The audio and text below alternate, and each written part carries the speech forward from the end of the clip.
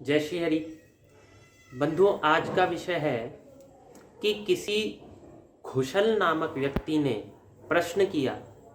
जून 2020 में जो मैंने शिखा के ऊपर चलचित्र डाला था, शिखा कब बंदी होनी चाहिए, कब खुली होनी चाहिए, उस पर उन्होंने बहुत सुंदर प्रश्न किया कि ब्रह्मवैवर्त पुराण में कृष्ण जन्म खंड में अध्याय 77 और श्लोक 9 में लिखा है कि जो व्यक्ति सोते हुए शिखा नहीं बांधता उसको स्वप्न का फल नहीं मिलता। इस प्रकार से कुछ लिखा है। ऐसा ही प्रश्न कोई मेरे से YouTube के माध्यम से जुड़ा, उन्होंने भी यही प्रश्न किया।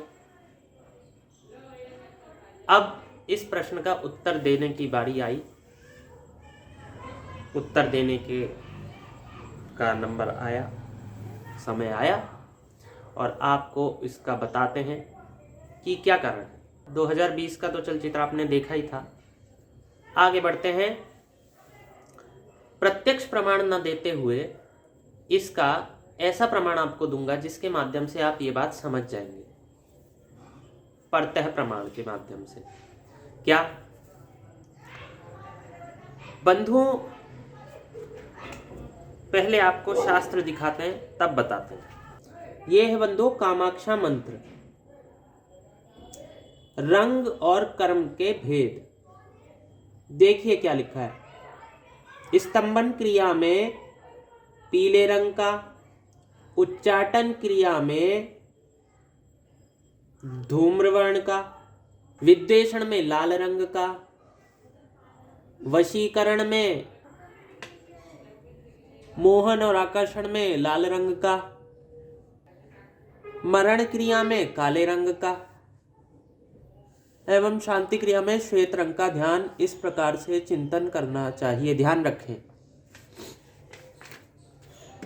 क्या अर्थ हुआ? इसका अर्थ हुआ उन क्रियाओं में उन वर्णों को धारण करना चाहिए, पहनकर, उन कपड़ों को पहनकर वो साधन करना चाहिए। यक्षिणी आदि जब हम सिद्ध कर रहे होते हैं तंत्र विद्या में, काले रंग के वस्त्र वैसे तो अशुभ माने जाते हैं। किसी साधु को, किसी ब्राह्मण को काले रंग के वस्त्र नहीं पहनने चाहिए, शुभ नहीं माने जाते। लेकिन किसी किसी क्रिया में सिद्ध करने के लिए वो धारण करने पड़ते हैं। ठीक। अब इसका क्या अर्थ है कि हमको काले रंग धारण नहीं करने, ये तो एक सामान्य बात है। लेकिन अगर किसी को सिद्ध करनी ही पड़ रही है क्रिया, तो उसमें उसके बिना काम ही नहीं। यद्यपि वैष्णव तंत्र से दूर रहते हैं, तथापि स्मृति शास्त्र भी यही कहता है कि काले रंग न धारण करें, अशुभ होते हैं, कहा गया।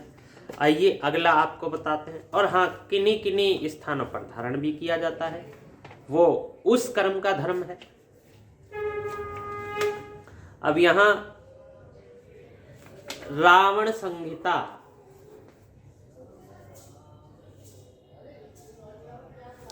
रावण संहिता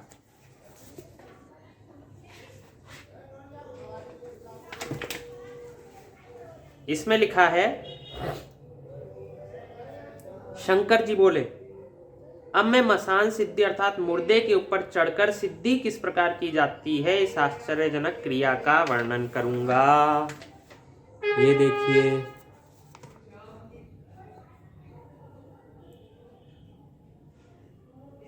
मुर्दे के ऊपर चढ़कर कैसे क्रिया की जाती है। तो मुर्दे के ऊपर चढ़ेंगे तो मुर्दा तो सूतक लग गया, वो तो अपवित्र है, उसके ऊपर तंत्र साधना करेंगे। भगवान शंकर कह रहे हैं, धर्म के ज्ञाता, धर्म को बनाने वाले, तो सामान्यतः तो सूतक लग गया, स्पर्श मना है, तो फिर मुर्दे के ऊपर कैसे चढ़े। यदि ऐसी कोई आपत्ति काल आप पे आता है कि आपको तंत्र का प्रयोग करना पड़ता है, तो वो भी आपको करना पड़ेगा। यद्यपि वैष्णवादी जो श्रेष्ठ जन है वो इन बातों में नहीं फंसते, वो दंड की शक्ति भगवान के हाथों में ही रहने देना चाहते हैं।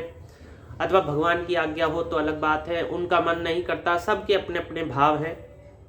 ऐसा भी नहीं कहूँगा जो दंड देते हैं इस प्रकार से वो गलत है, ऐसा भी नहीं कहूँगा। सबके भाव हैं भगवान के प्रति, कईयों के बदलते भी रहते हैं। तो ऐसे में तो सूतक जिसे लग जाना चाहिए, स्पर्श मना है, अधर्म होता है, प्रायश्चित करना पड़ता है, लेकिन वो मुर्दे के ऊपर ही साधना है।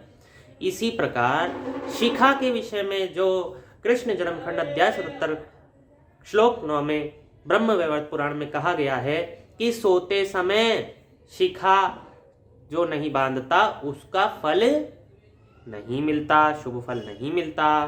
तो स्वाभाविक है, शुभ फल नहीं मिलता तो अशुभ फल भी नहीं मिलता। मान लो आप सो गए शिखा की ग्रंथि बांध के, आपने स्वप्न देखा, क्या देखा?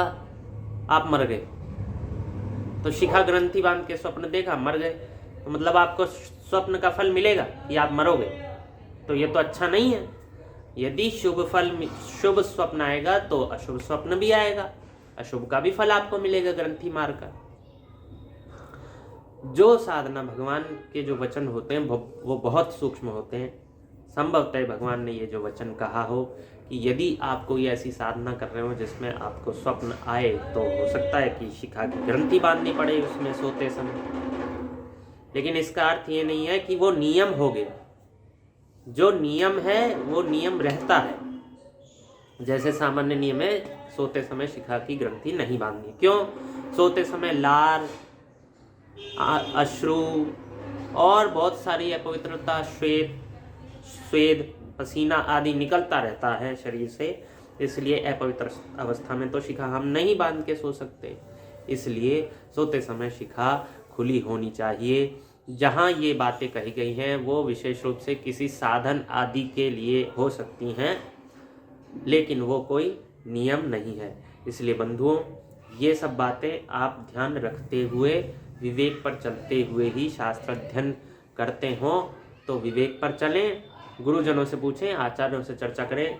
ऐसी बात नहीं है कि मैं अपने से ये बात बता रहा हूँ, मुझे भी लगा कि हाँ कुछ हो सकता है, क्योंकि ऐसी कई सारी बातें वस्त्रों के विषय में भी है, जैसा कि आपको शमशान के ऊपर के विषय में बताया। ऐसी कई सारी बातें हैं कि शास्त्र में उनकी विधि है, लेकिन फिर भी कुछ कुछ अवसरों पर उनका जिनका निषेध किया गया उनका पालन करना पड़ता है कुछ कुछ अवसरों पर। तो मैंने आचार्यों से चर्चा की, एक हमारे आचार्य हैं परिचित, उनसे चर्चा की, उन्होंने कहा, मेरे को भी ये बात समझ आई, मैंने भी एक दो पक्ष रखे। तो यही बात है कि सोते समय शिखा खुली होनी चाहिए। उनका भी यही मत, मेरा भी यही मत, अधिकतर यही मत है। तो बंधुओं, सोते समय शिखा खुली रखें। धन्यवाद। जय श्री हरि।